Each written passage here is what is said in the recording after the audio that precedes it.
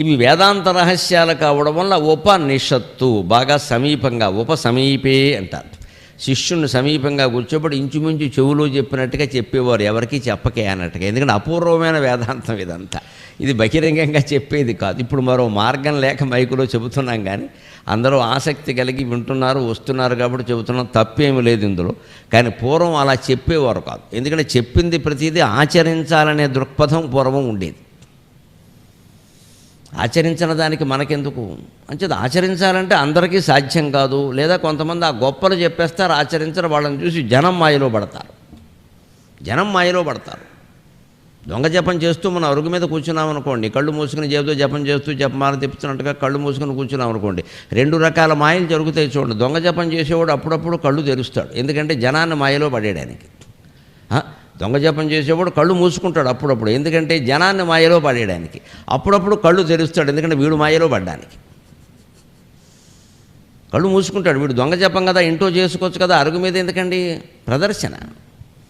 కళ్ళు ఎందుకు మోస్తాడు అంటే ఈయన ఏదో చేస్తున్నాడని అవతల వాడికి అనిపించాలి. ఏం చేయట్లేదు, వాళ్ళకి ఇష్టమైన వాళ్ళ గురించి ఆలోచించుకుంటున్నాడు ఆయన. అది మనుషులు కావచ్చు, వస్తువులు కావచ్చు, భోగాలు కావచ్చు, ఏదైనా జపం చేస్తున్నట్టు నటిస్తూ ఆలోచించడం తప్పే కదా. అంచేది వీడు కళ్ళెందుకు మోస్తాడు అంటే జనాన్ని మాయలో పడేయడానికి. అప్పుడప్పుడు కళ్ళెందుకు తెరుస్తాడు అంటే వీడు మాయలో పడ్డానికి. ఏదో ఎవడేం పెట్టాడో చూసుకోవాలిగా, ఎదురుగా అరటిపండు పెట్టాడా, 500 నోటు పెట్టాడా, తీసి లోపలెట్టుకోవాలిగా, మళ్ళీ ఎవడన్నా పట్టుకుపోతాడేమో.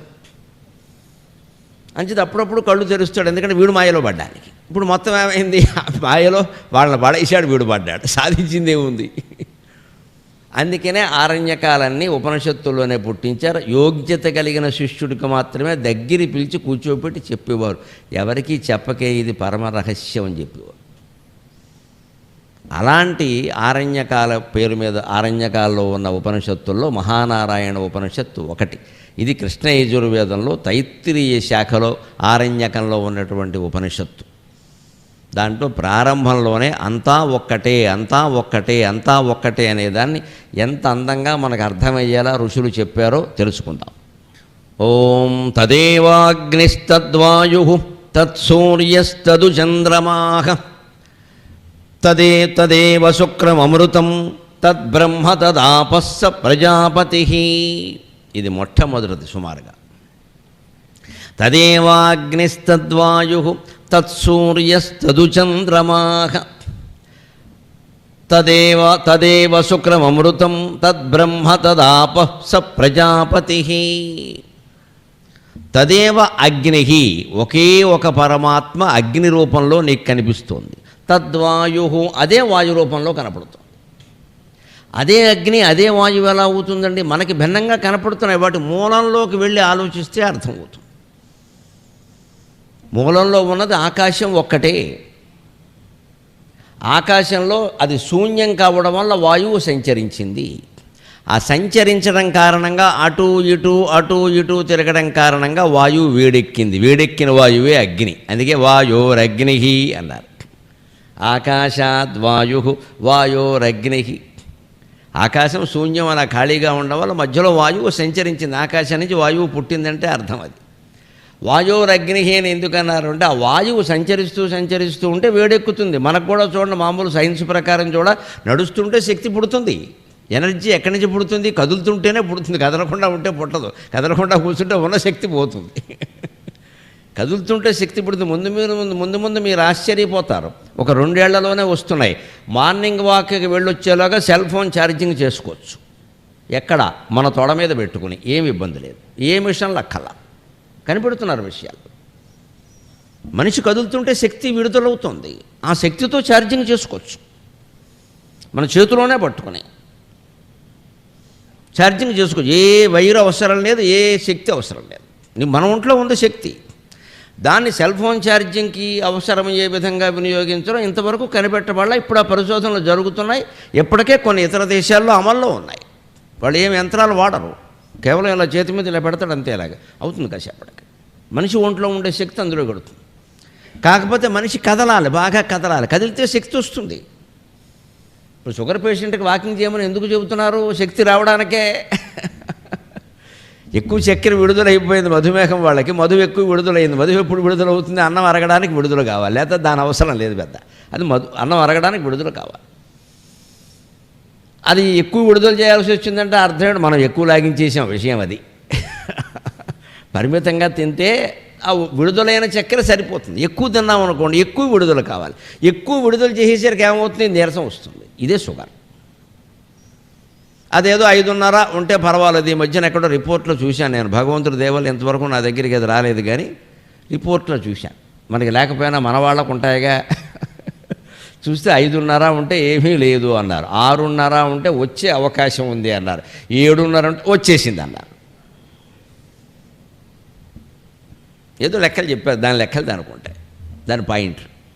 ఇందులో విశేషం ఇదే కదా. అందుకని కదిలితే శక్తి పుడుతుంది. అంచేది వాయువు సంచరిస్తుంటే వేడెక్కుతుంది, వేడే కదా శక్తి. అందుకే శక్తిని వేడిని రెండింటినీ కూడా ఒకే కొలమానంతో కొలుస్తారు హార్స్ పవర్లో. శక్తి వేడి రెండు ఒకటే. అందుకని వాయోరగ్ని అంటే వాయువు నుంచి అగ్ని పుట్టింది. ఇప్పుడు చెప్పండి, తదేవాగ్నిస్తద్వాయు అంటే సరిపోలా, అదే అగ్ని అదే వాయువు. ఉన్న పరమాత్మ శక్తి ఒక్కటే వాయువుగా మారింది, ఆ వాయువే అగ్నిగా మారింది. ఆ అగ్నిగా మారింది ఏమంది, చల్లబడింది. చల్లబడేసరికి నీరుగా మారింది. అగ్నే రాపక, ఆ నీరు గడ్డగట్టింది. అదే అభ్య పృథివీ, అదే పృథివీ అయింది. పృథివ్యా ఓషధయక, నీరు గడ్డగట్టక ఏర్పడినటువంటి నేల కాబట్టి దాంట్లోంచి జీవం పుట్టింది, మొక్క పుట్టింది. అదే ఓషధయక, ఓషధీభ్యో అన్నం, పంటలు. ఆ పంటల నుంచే మనకు ఆహారం పుట్టింది. అన్నాత్ పురుష, ఆ అన్నం నుంచే మనిషి పుట్టాడు. ఇక్కడ పురుష అంటే మగవాడు కాదు, మగ ఆడ అంతా ఒకటే, మనిషి అని అర్థం ఇక్కడ. ఇప్పుడు ఇందులో ఏది అసత్యం చెప్పండి, ఎంత తార్కికంగా ఉంది. అంటే తార్కికంగా భగవంతుణ్ణి నిరూపించినటువంటి ఏకైక మతం హిందూ మతం ప్రపంచం మొత్తం మీద. తార్కికంగా నేను చెబుతున్నాను కాబట్టి నమ్ము, ఫలానా పుస్తకంలో ఉంది కాబట్టి నమ్ము, లేకపోతే నిన్ను దేవుడు చెప్పిస్తాడు, ఈ దిక్కుమాలిన మాటలు మన మతంలో ఉండవు. నీకు నిజం అనిపిస్తే నమ్ము, లేకపోతే మానేయి. ఇదిగో నిజం అనిపిస్తుందో లేదో నువ్వే చూసుకో. ఇంక నమ్మకుండా ఎలా ఉంటాడండి. అందుకే హిందూ మతం ఒక్కటే ప్రపంచం మీద. వారు దేవుడు వీరు దేవుడు అని చెప్పదండి, నువ్వే దేవుడివి, తత్వమసి అని చెబుతుందండి ఖచ్చితంగా. అహం బ్రహ్మాస్మి, ఆ నేనెవరో తెలుసుకో. వారు దేవుడు వీరు దేవుడు ఊరికే తిరుగుతున్నావు. ఎంతవరకు తిరగాలంటే నువ్వెవరో నీకు తెలిసే వరకు. తెలిసాక ఇంక తిరిగేదేం లేదు ఇక్కడ. అందుకే గుళ్ళో తిరిగినప్పుడు మూడు సార్లు 30 సార్లు ప్రదక్షిణాలు చేస్తాం కదా. ఆయాసపడి లోపలికి వెళ్ళాక అర్చకుల వారు ఏమంటారు, బాబు ఆత్మ ప్రదక్షిణ నమస్కారం, మీ చుట్టూ మీరు తిరగండి అంటాడు. అంటే దేవుడు ఏం చెబుతున్నాడు మనకు, ఒరే నా చుట్టూ ఎంతకాలం తిరిగినా నీ చుట్టూ నువ్వు తిరిగే వరకు ఏం తెలవదురా అబ్బాయి అని చెప్పాడు. అది విషయం. బయట నా చుట్టూ తిరగడం కాదురా, ఇంటికి వెళ్ళి నీ చుట్టూ తిరగమన్నాడు. నీ చుట్టూ తిరగడం అంటే అర్థం కళ్ళు తిరిగేలా కింద పడడం కాదు.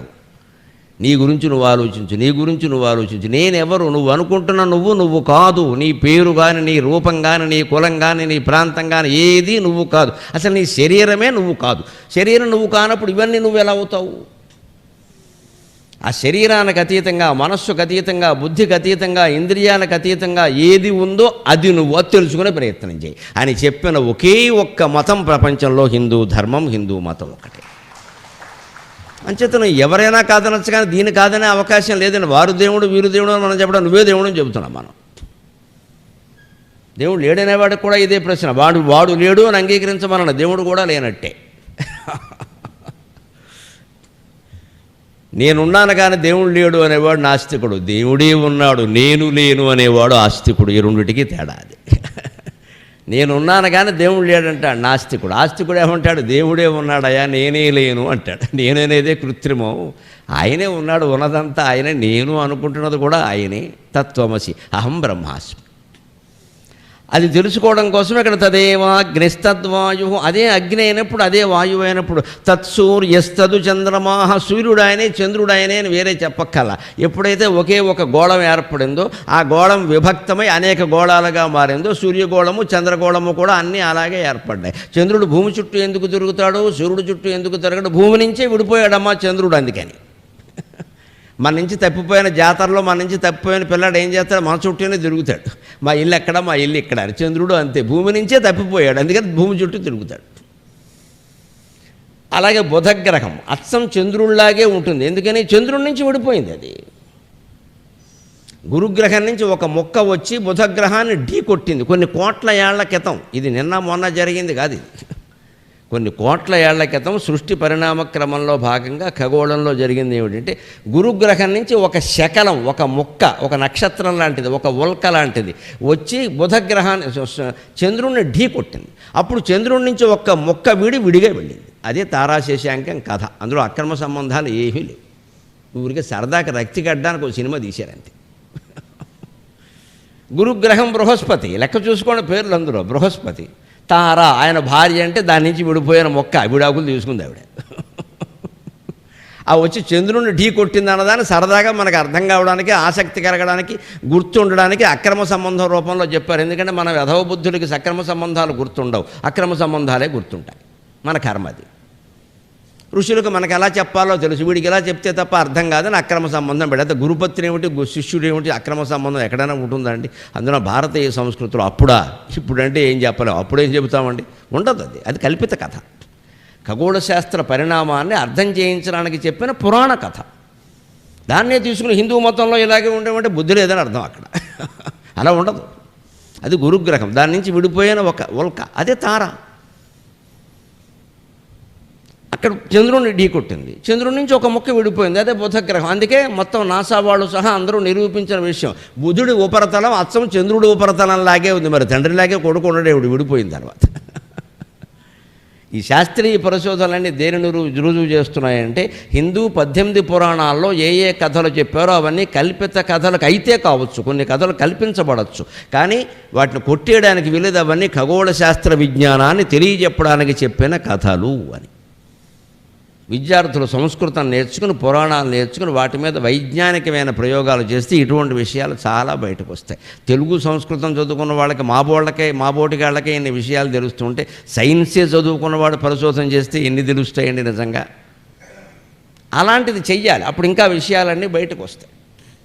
తత్సూర్యస్తదు చంద్రమాహ, అతడే సూర్యుడు, అదే చంద్రుడు. ఒకే ఒక శక్తి మూలంలో ఉన్నదంతా ఒకటే. అనంతకోటి బ్రహ్మాండ జనని దివ్య విగ్రహ.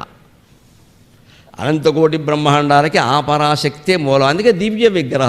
దివ్యం అంటే ఆకాశం, గొప్పది అని అర్థం చెప్పకూడదు. దివ్యం అంటే ఆకాశం. దివి భవతి ఇది దివ్యం, ఆకాశంలో పుట్టింది. దివ్య విగ్రహం, ఆకాశంలో ఎన్ని గోళాలు కనపడుతున్నాయో అవన్నీ అమ్మవారి యొక్క రూపాలే. ఆవిడ ఆడుకునే గోళిక్కాయలు లాంటివి. నిజానికి ఆవిడ ఆడుకునే గోళిక్కాయలు లాంటి, చిన్నపిల్లలు గోళిక్కాయలు ఆడతారు, అలాగే సూర్యుడు చంద్రుడితో ఆవిడ ఆడుకుంటుంది. దానికి లెక్క ఏమిటంటే తాటంక యుగళీభూత తపన ఉడుప మండల. ఈ తాటంకం తపన మండలం, ఈ తాటంకం ఉడుప మండలం. ఇది సూర్యమండలం, ఇది చంద్రమండలం. ఇద్దరితో ఆవిడ ఇలా ఆడుకుంటుంది. వాళ్ళు మంజోళ్ళకి ఎక్కడ వస్తారండి. అందుకని అమ్మవారిని ఆశ్రయిస్తే ఏ గ్రహస్థితి దోషాలు ఉండవు, ఏ జాతకాలు ఏమీ చేయలేవు. ఈ నమ్మకంతో, ఈ విశ్వాసంతో ఆ పని చేయాలి. తత్సూర్యస్తదు చంద్రమాహ తదేవ శుక్రం అమృతం, అదే శుక్రగ్రహం. శుక్రం అంటే వీర్యం కూడా, పుట్టుకకి మూలమైన బిందువు, తేజో బిందువు. తదేవ శుక్రం అమృతం, అది అమృతం. ఎందుకంటే మొత్తం మనిషి పుట్టుకకు కారణం అవుతుంది, దాన్ని వృధా చేయకూడదు. యువతరం ప్రధానంగా గ్రహించాల్సిన విషయం. వేరే ఎవరో చేసే ప్రచారాలకి దయచేసి మోసపోకుండా, బ్రహ్మచర్యాన్ని పాటించడమే జ్ఞాపక శక్తికి మూలం, సమస్తమైన శక్తులకి మూలం. విద్యార్థి దశలో ఎట్టి పరిస్థితుల్లో అమ్మాయి కానీ అబ్బాయి కానీ పొరపాటున కూడా కామవాంఛకి మనస్సులో చోటు ఇవ్వకూడదు.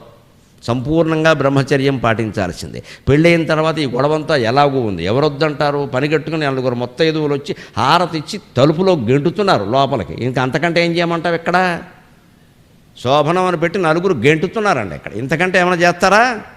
దీనికోసం ముందే ఉండాలా? ఇక్కడ 10 ఏళ్ల ముందే అధవసంతా. అది ఎలాగూ ఖాయమే. పైగా మంగళహారతి ఇచ్చి గెంటుతున్నారు అక్కడ సీనియర్లు అందరూ వచ్చి. ఎందుకండి బాబు, అన్నీ ఉన్నాయి, అన్ని సుఖాలు నువ్వు పొందవయా, దానికి వయస్సు ఉంది, పద్ధతి ఉంది. చదువుకునేటప్పుడు ఏమిటండి ఇవన్నీ? వాటి వల్ల ఇప్పుడు ఎన్ని కుటుంబాలు నాశనం అయిపోతున్నాయి. కష్టపడి పిల్లల్ని ఇంజనీరింగ్ అనో మెడిసిన్ అనో ఇక్కడేమిటండి విదేశాలు పంపిస్తున్నారు. ఇవాళ పెళ్లి కాని పిల్లల్ని, ఆడపిల్లల్ని విదేశాలు పంపిస్తున్నారమ్మా. వాళ్ళు సక్రమంగా ఉంటారనే నమ్మకంతోనే కదా. పొరపాటున ఏమన్నా జరిగితే ఎంత క్షోభండి తల్లిదండ్రులకి. ఇన్ని లక్షలు ఖర్చు అయిపోవడమా? పిల్ల చెడిపోయిందా? పిల్లాడు చెడిపోయాడా? శుభ్రంగా భీమవరం వాళ్ళందరూ జవలపాలెంలో సంబంధాలు చేసేసుకోవడం మంచిది, గొడవ లేకుండా. దగ్గర ఉంటారు ఏమైనా సరే. భీమవరం అయితే మరీ మంచిది. దూరం సంబంధం వెళ్ళిన కొద్దీ మోసం అయిపోతున్నాయండి. మన మేనత్త కొడుకు, వాడు గోచిగుడ్డ పెట్టినప్పటి నుంచి మనకి తెలుసు. ఇక్కడ వాడికి ఇవ్వం పిల్లను మనం. ఆడికేముందే, ఏముండాలమ్మా, ఏముండాలి. మా వెనక మా నరసింహమూర్తి గారని మాకు పెద్దనాన్న అవుతాడు, ఆయన ఉండేవాడు. పెళ్ళికొడుకు ఏముండాలని ఏముండాలరా పెళ్ళికొడుక్కి అన్నపుష్టి అగ్నిదీప్తి అనేవాడు. అన్నపుష్టి అర్థమైంది పెదనాన్నగారు, అగ్నిదీప్తి ఏమిటన్నా సంతానంగానే శక్తి అన్నాడు. నమశివాయ. అన్నపుష్టి అర్థమైంది నాకు, అగ్నిదీప్తి ఏమిటో అర్థం కాల. అందుకని సరదాగా మాట్లాడేవాడు. ఎందుకని అదే పెద్దనాన్నగారు అన్నపుష్టి అర్థమైంది అగ్నిది అదేరా చెప్పకూడదు నీకు, సంతానానికనే శక్తి అగ్నిదీప్తి అన్నాం చాలు. ఇంకేం కావాలండి పెళ్ళి కొడుక్కి? శుభ్రంగా తింటాడు, సంతానం కంటాడు చాలు. పెళ్ళికి ఉద్దేశం అదే కదా. ఇవి మినహాయించి మనకి ఆరోగ్యాలు మానేసి ప్యాకేజీ, లీకేజీ, టీకేజీ ఎన్ని అడుగుతున్నామో ఇక్కడ. సొంత ఇల్లుందా, ముఖ్యంగా అత్తగారుందా, ఉండకూడదనే ఉద్దేశం. అత్తగారు ఉండకూడదు. మా అమ్మ ఎవరికి ఏమీ చేయదు ముందే చెప్పేస్తున్నాం ఇక్కడ. ఎవరికి ఏమీ చేయని దానికి నువ్వు పెళ్లి చేయడం ఎందుకు, పని లేక ఇంట్లో పెట్టుకోక. మేము గారాబంగా పెంచాం, సిగ్గుపడాలి అలా చెప్పడానికి. గారాబంగా పెంచడం ఏంటంటే అలా పెంచడమే తప్పు. మా అమ్మాయికి అన్ని పనులు నేర్పామండి, చేస్తుంది. ఇంకేమన్నా ఉంటే కాస్త చూసుకోండి అమ్మంటే హాయిగా ఆనందంగా చేసుకుంటాను. ఏ పని చేయదండి. మా అమ్మాయి కాఫీ గ్లాస్ కూడా తెలియదు. మరి ఏం చేస్తావు, తాగుతామే కూర్చుని. ఎలా చెప్పేస్తున్నారు, ఇంకెలా సంసారాలు బాగుంటాయండి. అందుకే ఎన్ని కోట్లు ఖర్చు పెట్టి మీరు పెళ్లి చేయండి, 2 ఏళ్ళు కూడా కాపురాలు చేయట్లేదు ఎవడను. ఎక్కడా వినయం లేదు, విధేయత లేదు, ఓ పని చేసే లక్షణం లేదు అసలు. ఆడదానికి లేదు, మగాడికి లేదు. నేనెందుకు చేయాలంటే నేను ఎందుకు చేయాలి, ఎవడు చేస్తాడు? లైంగిక వాంఛల కోసమే సంసారం అయితే అంతకంటే దుర్మార్గం ఇంకోటి లేదండి. కుక్కలు కూడా చేస్తాయి ఈ సంసారం, మనుషులు ఎందుకు? దానికోసం కాదు సంసారం అనేది. ఒక బాధ్యత, ఒక బరువు, ఒక ధార్మికంగా చివరికి అంతిమంగా పిల్లలను కూడా ఋషుల్లాగా తీర్చిదిద్దాలి ఆత్మజ్ఞానంతో అంతిమంగా. అందుకోసం సంసారం ఇక్కడ. వీళ్ళు మనకు పుట్టకపోతే ఇంకోళ్ళకి పుడితే వీళ్ళు చెడిపోతారు. మనకు పుట్టారు అంటే ఆ కుటుంబంలో, ఆ సంస్కారం ఉన్న కుటుంబంలో పుట్టారంటే వాళ్ళకి ఆ సంస్కారం అందించాలి తండ్రి. ఒరే నాకు తెలిసిన జ్ఞానం ఇదిరా, నువ్వు అందుకోరా అని కొడుక్కి 30 ఏళ్ళు దాటేలోగా అందించాలి. తర్వాత ఈయన వనానికి వెళ్ళిపోయినా పర్వాలేదు, వెళ్ళిపోమని చెప్పారు. అందుకోసం సంసారం. కానీ ఊరికే నేను పిల్లల్ని కన్నాను, నువ్వు కనరా, మా అబ్బాయిని కూడా కనమని చెప్పారా. బయట పందులు కంటున్నాయి పిల్లల్ని, మనం కనేది ఏమిటండి? అది పెద్ద విషయమా? పందులు కనట్లేదు, జంతువులు కనట్లేదు. అసలు ఆవి కన్నాన్ని పిల్లల్ని మనం కనగలమా? పాము 1000 గుడ్లు పెడుతుంది, ఎవడో పెట్టలేడని గుడ్లు. ఎందుకు? అందుకోసం కాదండి, దాని లక్షణం అది కాదు. ఉపనిషత్తు వింటే అర్థమవుతుంది. ఏది అగ్నో, ఏది వాయువో, ఏది సూర్యుడో, ఏది చంద్రుడో, ఏది శుక్రమో, ఏది అమృతమో అది తెలుసుకోవడానికే జీవితం అంతా కూడా. తదేవ శుక్రం అమృతం తద్బ్రహ్మ తదాపస్స ప్రజాపతి. అదే బ్రహ్మ, అదే నీరు, అదే ప్రజాపతి. ప్రజాపతి అంటే సంతానపతి. ప్రజ అంటే పబ్లిక్ కాదు, ఇప్పుడు వచ్చిన అర్థం కాదు. వేదంలో, శాస్త్రంలో, కావ్యాల్లో ప్రజ అంటే సంతానం. అందుకని ప్రజాపతి అంటే బ్రహ్మదేవుడు సంతానాన్ని వృద్ధి చేయడం కోసమే 10 మంది ప్రజాపతులను కన్నాడు. కశ్యప ప్రజాపతి, కర్దమ ప్రజాపతి, దక్ష ప్రజాపతి, ఇలాగ 10 మంది ఉన్నారు. మరీచి ప్రజాపతి. ఇలాగ వీళ్ళందరికీ ఏం చెప్పాడంటే పుట్టగానే మీరు సంతానాన్ని కనడమే పని, ఇంకేం లేదు పొండి అని చెప్పాడు. అది సృష్టి ఏం లేదు అప్పటికి. ఏం చెప్పాడు? ఆయన ఒకడే ఉన్నాడు. అది పెరగాలంటే సంతానాన్ని కనాలి. అందుకని ఆడవాళ్ళని సృష్టించాడు, మగవాళ్ళని సృష్టించాడు. పోండి పెళ్ళిళ్ళు చేసుకోండి, పిల్లల్ని కానీ తర్వాత చూద్దాం అన్న. అప్పుడు అదే. ఇప్పుడు అలాగదే 141 కోట్ల మంది ఉన్నారు. చైనాను కూడా మించిపోయాం. వరమో శాపమో అర్థం కాదు. కానీ మనం సంతోషించాలని 140 కోట్ల మందిలో ఈవేళ 40% యువతరం ఉన్నారమ్మా. 40% యువతరం ఉన్నారు. ప్రపంచంలో ఏ దేశంలో లేరు. మనం ప్రజ్ఞావంతులైన పిల్లల్ని, సంస్కారవంతులైన పిల్లల్ని తయారు చేసి ఉద్యోగులుగా మారిస్తే నిజం అవుతుంది. పేకాట ఆడేవాళ్ళని, కోడిపందాలు ఆడేవాళ్ళని కాదు తయారు చేయాలి. ఒరే మన కోడిపందాల్లో ఎప్పుడో ఓడిపోయే అలవాటు లేదురా, నువ్వు కూడా మరి నిలబెట్టేది ఇదా? వంశగౌరవం ఇంకేం లేదా ఇక్కడ? అవి కాదు పిల్లలకి చెప్పాల్సింది. మానవ వనరులు ఉపయోగపడాలంటే మనుషులు సంస్కారవంతులు కావాలి. ఉట్టి విద్యావంతులు అయితే సరిపోదు. డిగ్రీలు ఉంటాయి, థర్మామీటర్లో ఉంటాయి 104 డిగ్రీలు, అంతకంటే ఉంటాయి నీకు ఇక్కడ. ఏం డిగ్రీ ఉండేది ఇక్కడ? దానికి తగిన సంస్కారం ఉందా, జ్ఞానం ఉందా? అప్పుడు ఇవాళ ప్రపంచంలో మీరు ఏ దేశమైనా చూడండి. ఇవాళ ఇండియా సంతతి వాడు బ్రిటన్ ప్రధానమంత్రి కాగలిగాడు. ఇండియా సంతతికి చెందిన కమలా హారిస్ అమెరికా ఉపాధ్యక్షురాలైంది. రేపు తెలుగువాడే అమెరికా అధ్యక్షుడైనా మీరు ఆశ్చర్యపోవక్కలా. ఆ పరిణామం దగ్గరలోనే ఉంది. తెలుగువాళ్ళు అక్కడ చాలా విజృంభిస్తున్నారు, అవుతారు. అమెరికా అధ్యక్షుడు కూడా అవుతాడు. ఏం ఆశ్చర్యపోవక్కల. మరి అంత మేధాశక్తి ఇక్కడేమైపోతుందండి? వినియోగం లేదు ఇక్కడ. అంటే మనకేం తెలివితేటల లోపం లేదు. Indians are intelligence but not industrious. సమస్య ఇది. వీళ్ళు పరిశ్రమ చెయ్యరు, బద్దకిస్తారు. అది కూడా అమెరికాలో ఉంటే చేస్తారు, ఇక్కడ అంబాజీపేటలో ఉంటే చేయరు. మొత్తం కాళ్ళు చాపేసి కూర్చుంటాడు. పెద్ద సమస్య ఇది. వీడి చేత పని చేయించడమే మన పని, అంతే. కష్టపడి పనిచేస్తే భారతీయులంతా తెలివితేటలు ఉన్నవాళ్ళు ప్రపంచంలో లేరని ప్రపంచ దేశాలు అంగీకరించే, మనం చెప్పక్కర్లేదు ఆ విషయాన్ని. ఆ తెలివితేటలతో పాటు వెనకాల భక్తి జ్ఞాన వైరాగ్యాలు ఉంటే దేశానికి ఉపయోగపడతాడు మనిషి. తెలివితేటలు కేవలం తనకే ఉపయోగపడతాయి, దేశానికి కూడా ఉపయోగపడాలంటే భగవద్భక్తి ఉండాలి, అంతా ఒక్కటే అనే జ్ఞానం ఉండాలి, నాకున్నది ఏదో ఉంది మిగిలింది నాకు అక్కర్లేదనే వైరాగ్యం కూడా ఉండాలి. అప్పుడే దేశానికి ఉపయోగపడతాడు. దానికోసం ఉపనిషత్తు. అందుకని తద్బ్రహ్మ, అదే బ్రహ్మ పదార్థం. తదాపకాశ ప్రజాపతి, అదే ప్రజాపతి అని చెబుతూ ఆ బ్రహ్మని తెలుసుకోవడానికి చేయవలసిన ప్రయత్నాన్ని మనకి గుళ్ళో ఉండే మంత్రాల్లో ఎంత పునరుక్తి విధానంతో ఎంత చక్కగా చెప్పారో చూడండి. వరుసగా దేవతలందరి పేర్లు వస్తాయి. మీరు గుళ్ళోకి వెళ్ళి ఒకసారి మంత్రం చదువుతుంటే, మంత్రాలు వింటుంటే తెలుస్తుంది. పురుషస్య విద్మ సహస్రాక్షస్య మహాదేవస్య ధీమహి తన్నో రుద్ర ప్రచోదయాతు తత్పురుషాయ విద్మహే మహాదేవాయ ధీమహి తన్నో రుద్ర ప్రచోదయాతు తత్పురుషాయ విద్మహే వక్రతుండాయ ధీమహి తన్నోదంతి ప్రచోదయాతు తత్పురుషాయ విద్మహే చక్రతుండాయ ధీమహి తన్నో నంది ప్రచోదయాతు తత్పురుషాయ విద్మహే మహాసేనాయ ధీమహి తన్నః షణ్ముఖ ప్రచోదయాతు తత్పురుషాయ విద్మహే సువర్ణపక్షాయ ధీమహి తన్నో గరుడ ప్రచోదయాతు వేదాత్మనాయ విద్మహే హిరణ్యగర్భాయ ధీమహి తన్నో బ్రహ్మ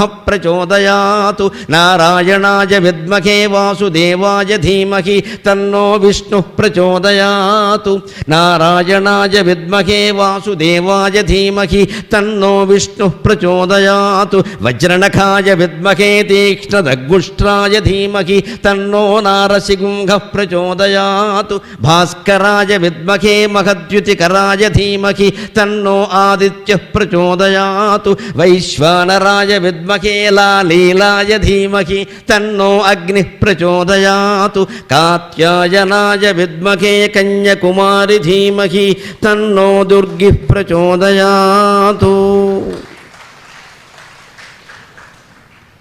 ఇది మీరు గుళ్ళోకి వెళ్ళినప్పుడల్లా కాస్త సావకాశంగా ఓ పావు గంట నిలబడగలిగితే ఖచ్చితంగా అర్చకుడు నోట ఈ మంత్రాలు వినపడతాయి.